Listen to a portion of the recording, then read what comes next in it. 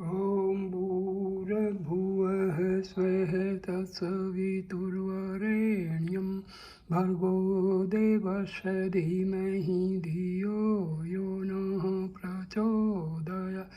ॐ शान्ति शान्ति शान्तिः. Namaskar, my dear friends. I am making this video on the life of Swami Sri Yukteswar, Guru of Paramhansa Yogananda.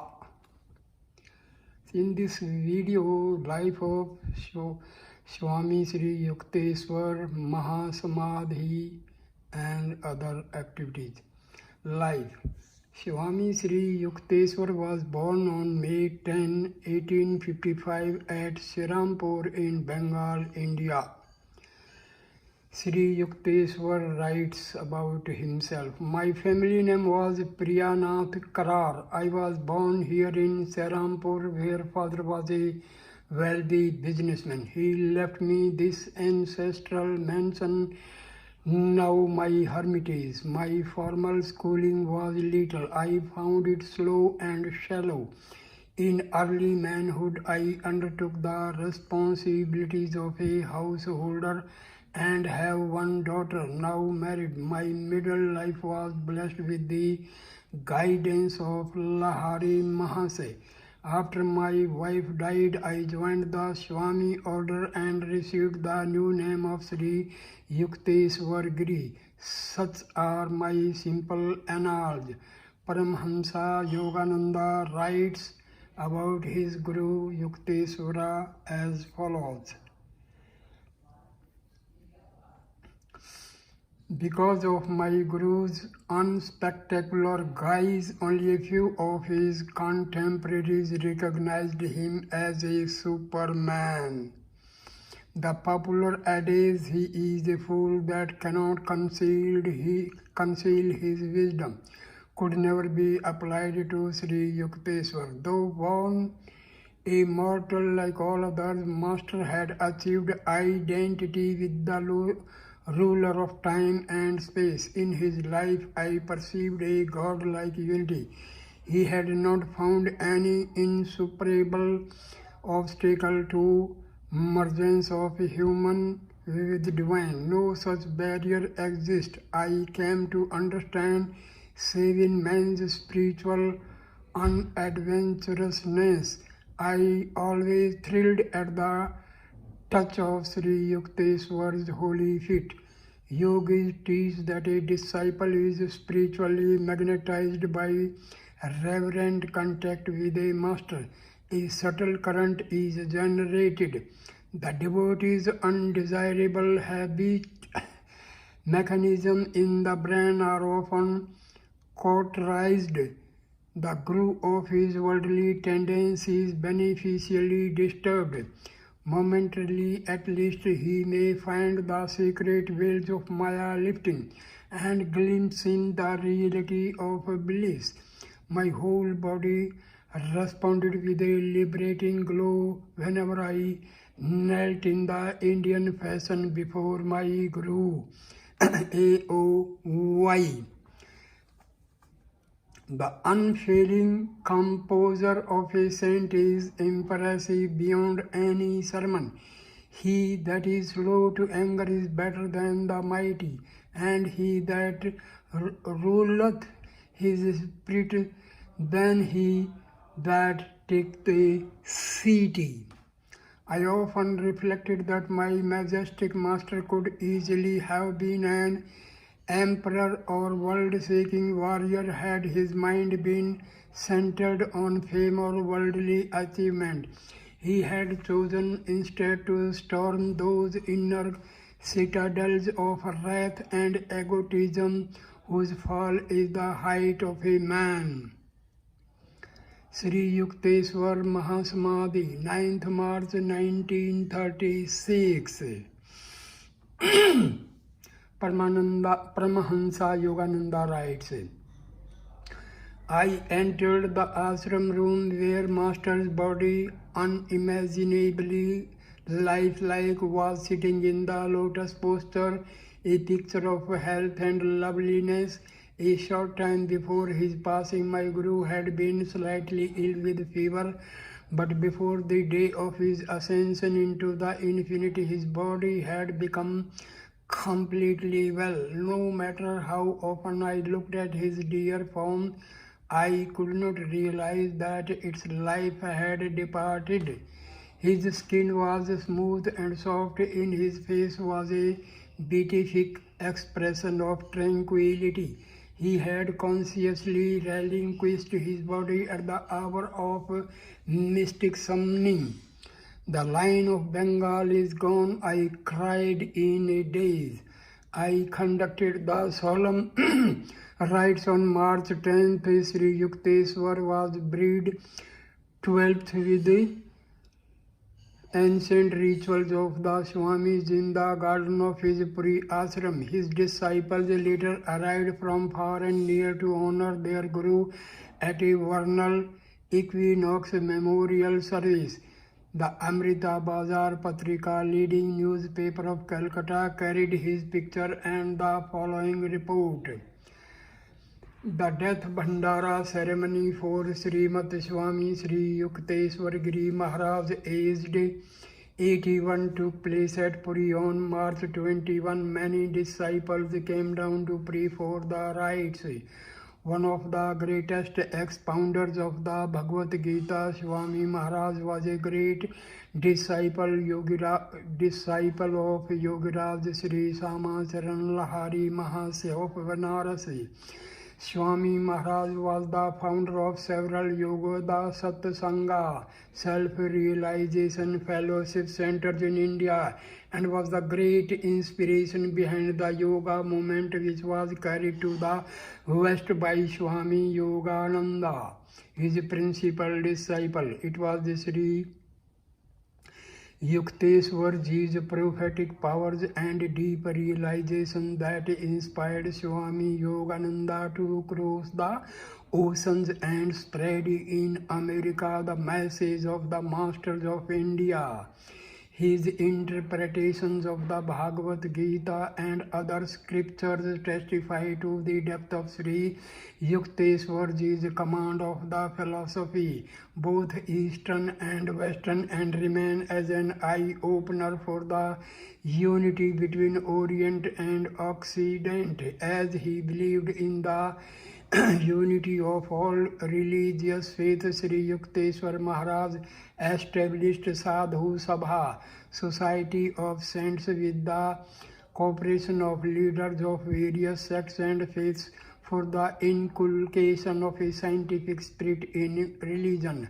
At the time of his demise, he nominated Swami Yogananda, his successor, as the president of Sadhu Sabha. India is really poorer today by the passing of such a great man. May all fortunate enough to have come near him inculcate in themselves the true spirit of India, its culture and sadhana, which was personified in him. Sri Yukteswar, Jnana Avatar, incarnation of wisdom.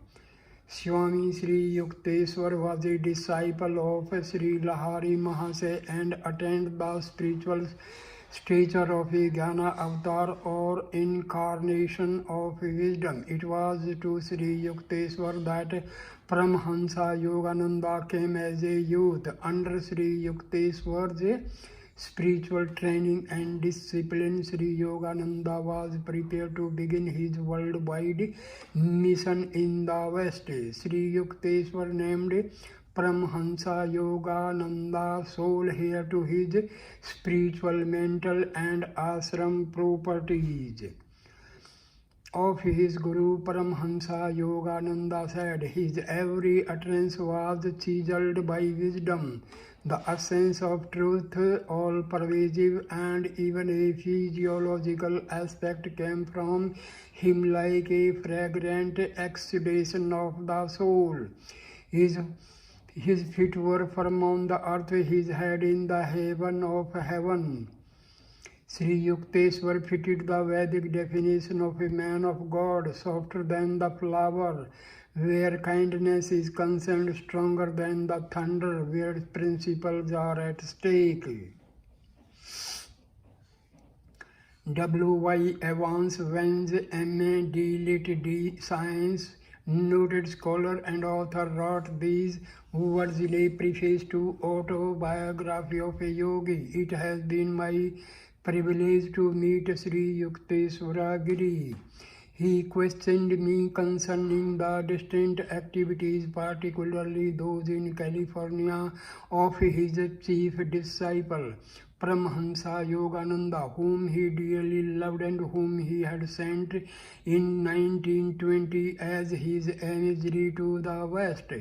I am glad indeed to be able to record this testimony to high character and holiness of Sri Yukteswar. Content to remain afar from the multitude, he gave himself unreservedly and in tranquility to that ideal which Paramhansa Yogananda, his disciple, has now described for the ages. The resurrection of Sri Yukteswar.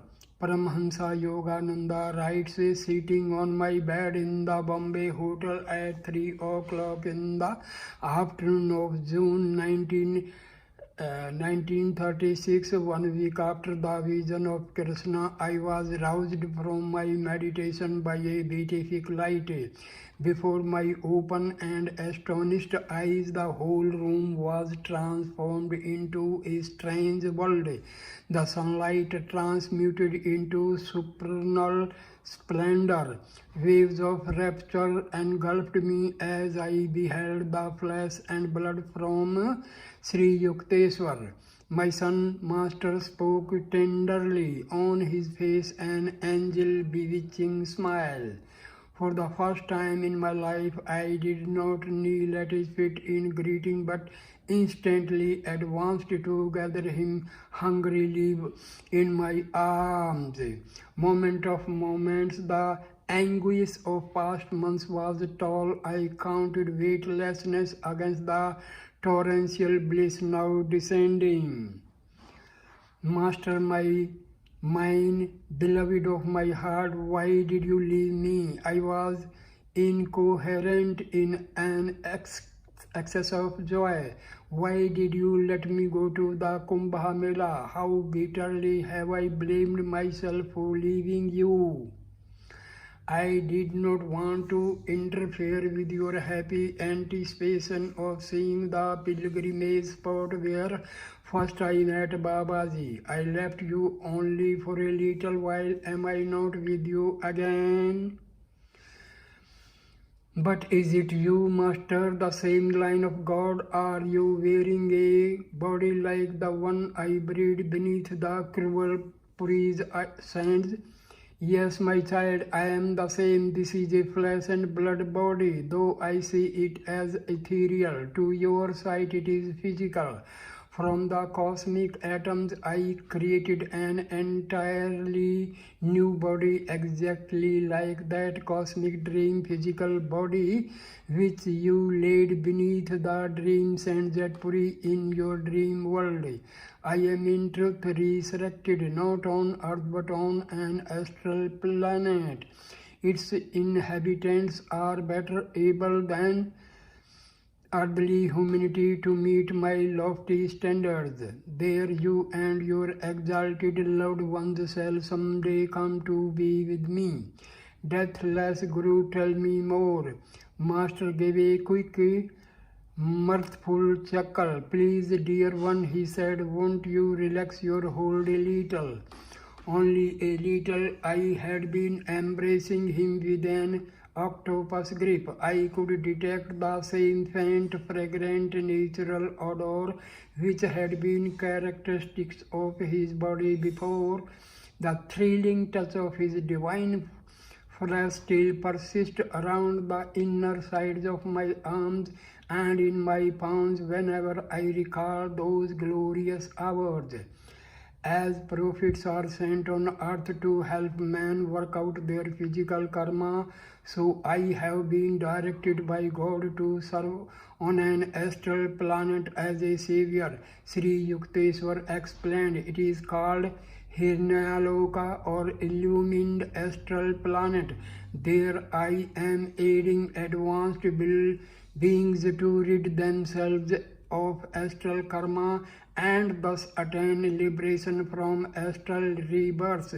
The dwellers on Hirnyaloka are highly developed spiritually. All of them had acquired in their last earth incarnation the meditation given power of consciously leaving their physical bodies at death. No one can enter Hirnyaloka unless he has passed on earth beyond the state of Sabikalpa Samadhi into the higher state of Nirvikalpa Samadhi. The Hirnyagarbha inhabitants have already passed through the ordinary astral spheres, where nearly all beings from earth must go at death. There they worked out many seeds of their past actions in the astral worlds. None but advanced beings can perform such redemptive work effectually in the astral world. Then, in order to free their souls more fully from the cocoon of karmic traces lodged in the astral bodies, these higher beings were drawn by cosmic law to be reborn with new astral bodies on Hirnyaloka, the astral sun or heaven, where I have resurrected to help them. There are also highly advanced beings on Hirnyaloka who have come from the superior, subtler causal world. My mind was now in such perfect attunement with my gurus that he was conveying his word pictures to me partly by speech and partly by thought transference. I was thus quickly receiving his idea tabloids. You have read in the scriptures, Master went on, that God encased the human soul successively in three bodies: the idea or causal body, the subtle astral body, seat of man's mental and emotional natures, and the gross physical body.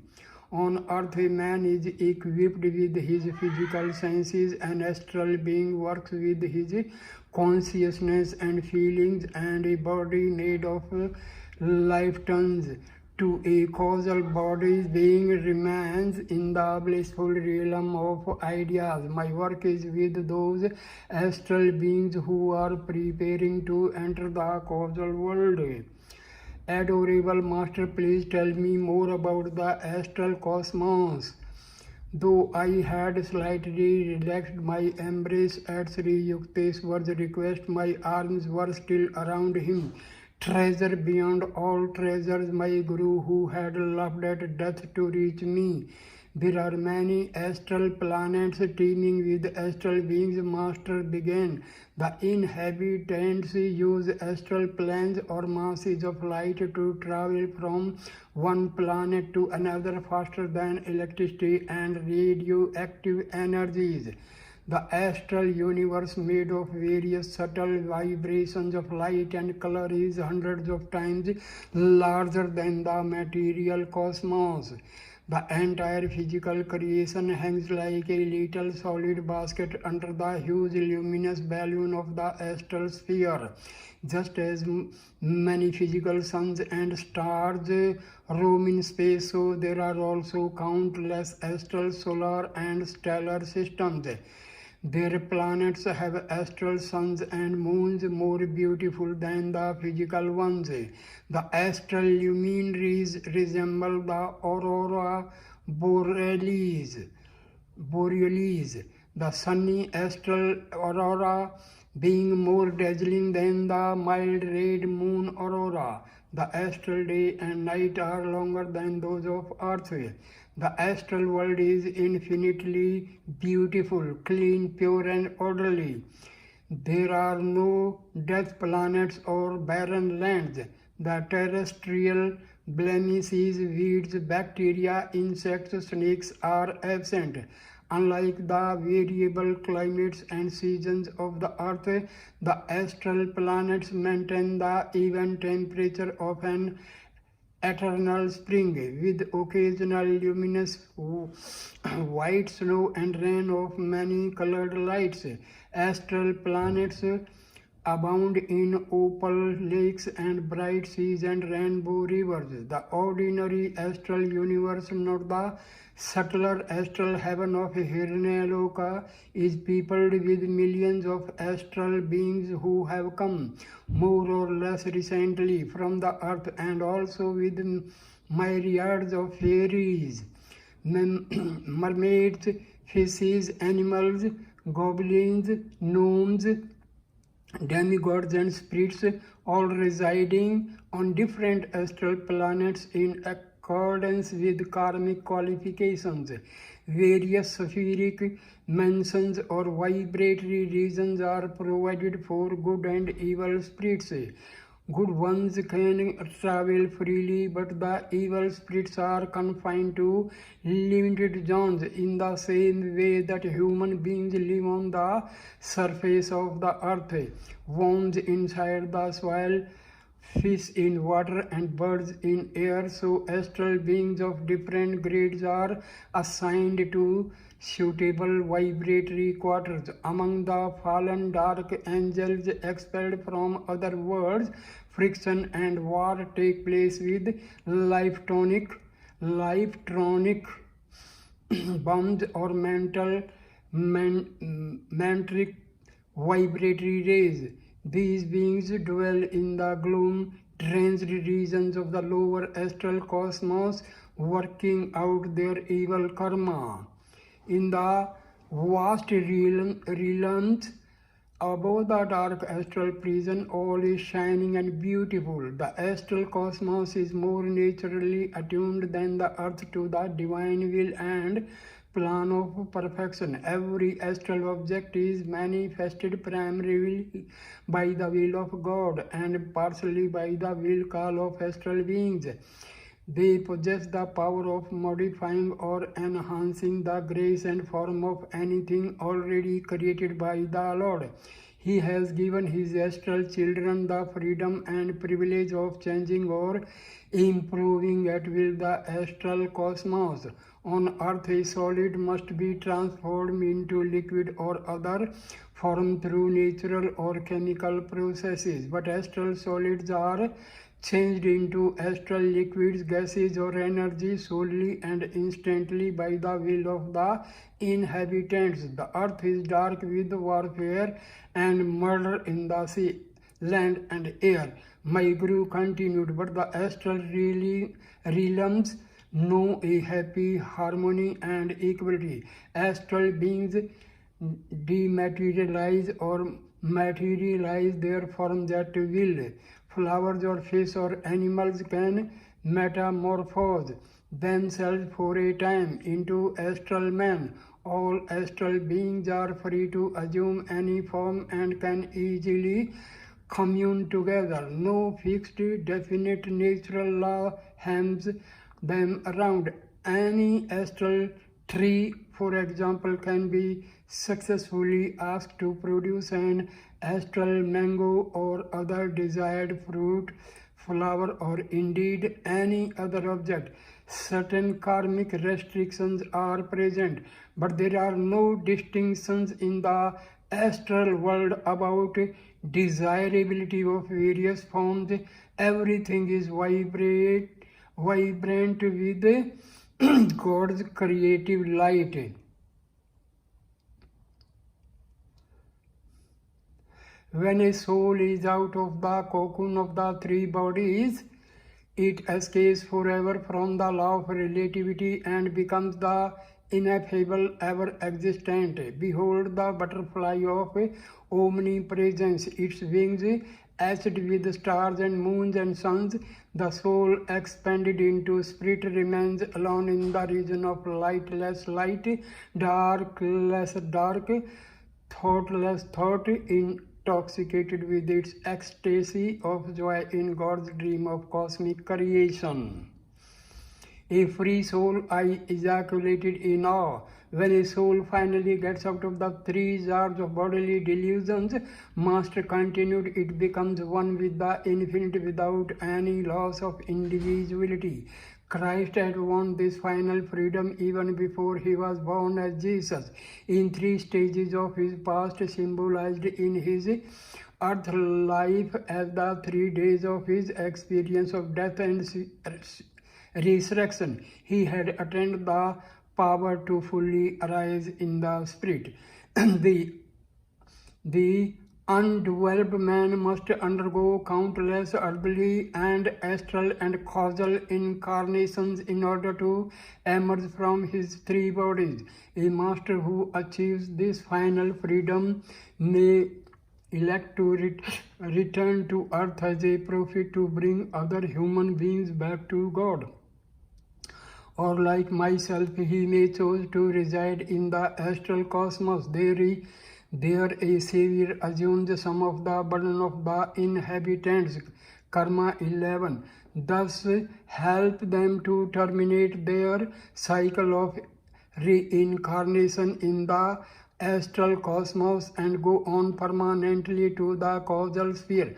Or a freed soul may enter the causal world to aid its beings to shorten their span in the causal body and thus attain the absolute freedom. So this information was from the autobiography of a yogi. So dear friends, I end the video here and I'll make other videos about Swami Yukteswar. So dear friends, please like, comment and share the video and subscribe my channel. Thank you a lot. Namaskar.